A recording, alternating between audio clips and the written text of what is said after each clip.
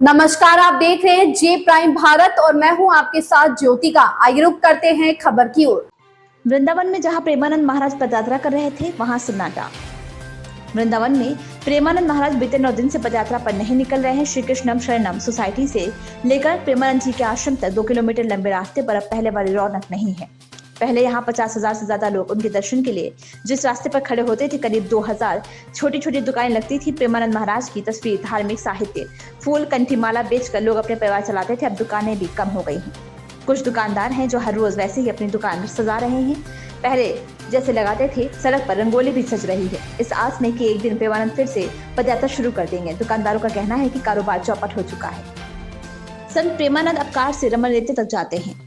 संत प्रेमानंद महाराज रात 2:30 बजे कृष्ण शरणम सोसाइटी से रमनरेती स्थित आश्रम हितराधा केली कुंज के लिए निकलते हैं। 2 किलोमीटर पैदल चलकर जाते हैं। इस दौरान हजारों अनुयायी उनके दर्शन के लिए सड़क के दोनों तरफ खड़े रहते हैं।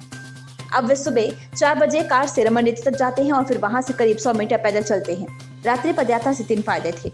दर्शन लाभ, जब प्रेमानंद जी महाराज पदयात्रा करते हुए जाते थे तब भक्तों उनको दर्शन और सत्संग का फायदा मिलता था। आध्यात्मिक ऊर्जा बढ़ जाती। पदयात्रा के दौरान सड़कों पर बड़ी संख्या में श्रद्धालु एकत्र होते थे। भजन कीर्तन होता था, इससे वृंदावन की आध्यात्मिक ऊर्जा और बढ़ जाती थी।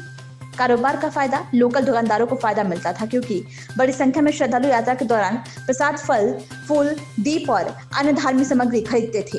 वहीं दुकानों के पास कुछ लोग बैठे दिखे। उनका सामान देखकर अंदाजा लगाया गया है कि सब वृंदावन के नहीं है। पता चला कि ये लोग पुणे से आए हैं। युवकों ने दुकानदार से पूछा कि संत प्रेमानंद महाराज यहीं से निकलते हैं ना।